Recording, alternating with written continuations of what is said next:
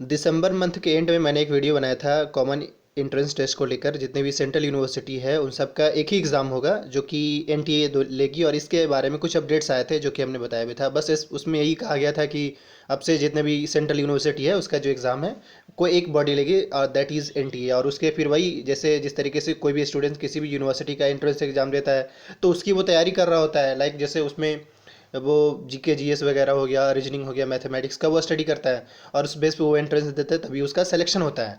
तो वो तो चलिए, चाहे वो मतलब कहीं ना कहीं उसमें मुझे कॉमन दिखता है यही कि चाहे आप किसी एक यूनिवर्सिटी के एंट्रेंस एग्जाम की तैयारी कर ले या फिर किसी अदर का तैयारी कर ले, सिलेबस लगभग कॉमन ही होता है अंडर ग्रेजुएट लेवल का।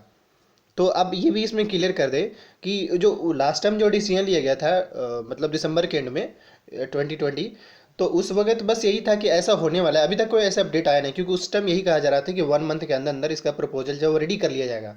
बट अगर देखा जाए उसके अकॉर्डिंग तो 2 मंथ हो गए हैं, यानी फरवरी भी एंड होने वाला है, 2 मंथ्स ऑलमोस्ट कंप्लीट होने वाला है, लेकिन अभी तक उसका कोई कंप्लीट शेड्यूल बनकर नहीं आया है।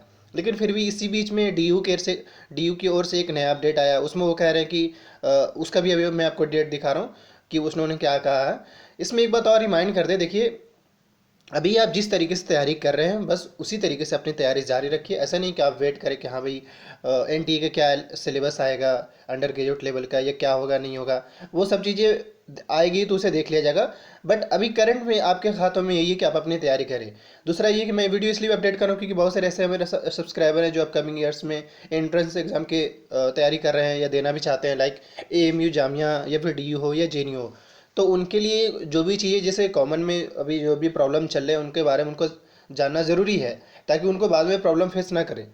तो अब जो है देखिए, ये तो मैंने जो बता दिया आपको कि लास्ट यानी कि दिसंबर के एंड में क्या हुआ था वो। अब डीयू ने क्या कहा है उसके बारे में आपको बता दें। बस डीयू उस चीज़ को ये कह दिया है कि ऐसा है, जो कॉमन एलिजिबिलिटी टेस्ट जो होगा एनटीए जो लेगी उसमें हम बस ये कर लेंगे कि 50% जो होगा, जैसे अब मान लीजिए कि वो तो अपने 100 मार्क्स का ही पेपर लेगा ये जो भी 100 मार्क्स से 200 मार्क्स का जो भी पेपर लेगा एनटीए, वो डिपेंड करेगा। बट अगर वो लेगा तो उसे जो है 50% डी यू कंडक्ट करेगी, मतलब उसे जो है 50% डी यू मानेगी।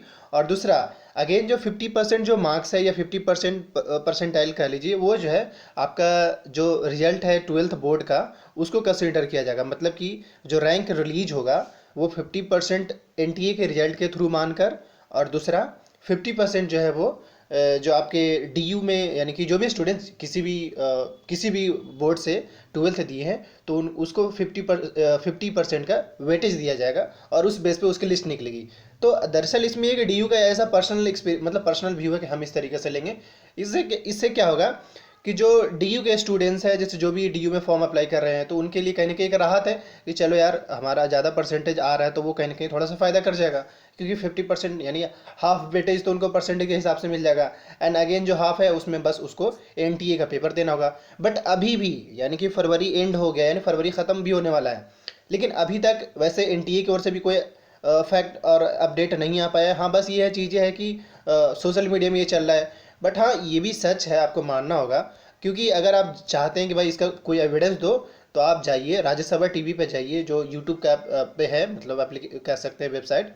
यूट्यूब पे जाके राज्यसभा टीवी सर्च करिए, और वहाँ पे जो है ये कॉमन एलिजिबिलिटी टेस्ट को लेकर जो 5 से 6 जो वीसी का जो मतलब वीसी मिलकर जो पोर्टफोलियो तैयार कर रहे हैं, तो उनका वहाँ पे उन लोगों ने अपना वो एक्सपीरियंस शेयर किया। उन्होंने बताया कि इस तरीके से क्या होगा नहीं होगा, बट उन्होंने ऐसा नहीं कहा कि हाँ ये सिलेबस होंगे। बस उन्होंने अपनी अपनी बातें बताई रखी है, तो वो आप वहाँ से देख सकते हैं ताकि आपको चीज़ें कुछ हद तक समझ आ जाए। लेकिन करेंटली अभी तो यही है कि अभी तक यानी कि फरवरी एंड तक जो है आपके एग्ज़ाम्स को लेकर कि एनटीए लेगी या जो जिस यूनिवर्सिटी में फॉर्म अप्लाई करना चाहता है वही लेगा, तो अभी तक वो क्लियर नहीं हुआ है। लेकिन फिर भी जो भी हो देखना, मतलब देखा जाएगा, हम तो यही कह सकते हैं। क्योंकि और वैसा हाँ, अगर जो होगा तो देखा जाएगा पहली चीज़। और अगर जो स्टूडेंट्स फॉर्म फिल करेंगे तो वो भी ऑब्वियसली किसी भी, जैसे अगर ये अच्छी बात है कि हाँ अगर 4 से 5 यूनिवर्सिटी का अगर कोई एक फॉर्म, एक यानी एक पैसे से ही अगर कोई स्टूडेंट्स 4 से 5 फॉर्म फिल कर ले तो अच्छी बात है। लेकिन बस ओवरऑल खाली अभी यही मुझे यही दिख रहा है कि कोई भी यूनिवर्सिटी, लाइक एएमयू हो, जामिया हो, जेएनयू हो, बीएचयू हो, डीयू हो, सिर्फ डीयू को छोड़कर अभी तक उन्होंने अपनी ओर से कोई क्लैरिफिकेशन इस बारे में नहीं किया कि हम जो ऐसा है वो पेपर जो है इस बार लेने वाले हैं इस तरीके से। बट ओवरऑल अगर आप फॉर्म निकलने का डेट देखेंगे जितने भी यूनिवर्सिटी का, तो मोस्ट प्रोबेबली मार्च में जो है वो फॉर्म, मार्च के एंड में या मिडिल मार्च में फॉर्म निकलना शुरू हो जाता है। तो अब यही है कि मुझे थोड़ा कहना मुश्किल लग रहा है कि हाँ एनटीए लेगी, या इस बार ऐसा लग रहा है कि जो जैसे पेपर हो रहा था वैसे ही पेपर ले लिया जाएगा।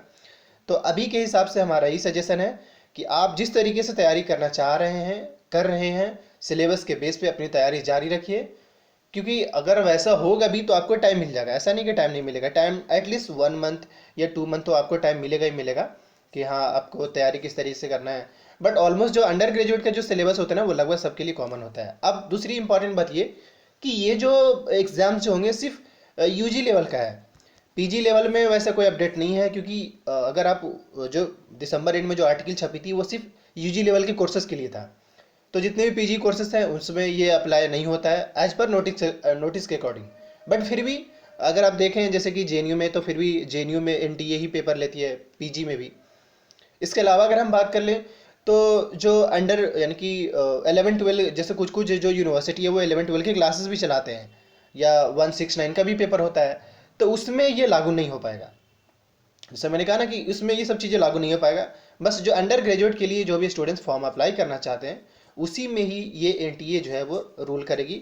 यानी एनटीए जो है उसी का पेपर लेगा, सिर्फ अंडर ग्रेजुएट का। इसके अलावा किसी का अभी तक वैसा क्लैरिफिकेशन नहीं है। दूसरी ये भी है कि अभी तक एनटीए ने भी वैसा कुछ नहीं कहा है। तो काफ़ी सारा डायलेमा है, काफ़ी सारा कह सकते हैं सस्पेंसन अभी है। तो इस केस में हमारा सजेशन ये है कि अभी आप घबराएं नहीं, डोंट पैनिक। बस अभी ये है कि आप जैसे तैयारी कर रहे थे वैसे तैयारी करिए, और जिस भी यूनिवर्सिटी का फॉर्म फिल करना चाहते हैं वो उसके भी अपडेट्स आएंगे ही। और जैसे भी अपडेट आता है जो भी आएगा इस यूट्यूब चैनल पर जरूर मिल जाएगा। So thank you for watching this video. अगर वीडियो आपको अच्छा लगा हो तो लाइक कर लें, और अपडेटेड रहना चाहते हैं तो इस यूट्यूब चैनल जो भी सब्सक्राइब कर लीजिए। Thank you.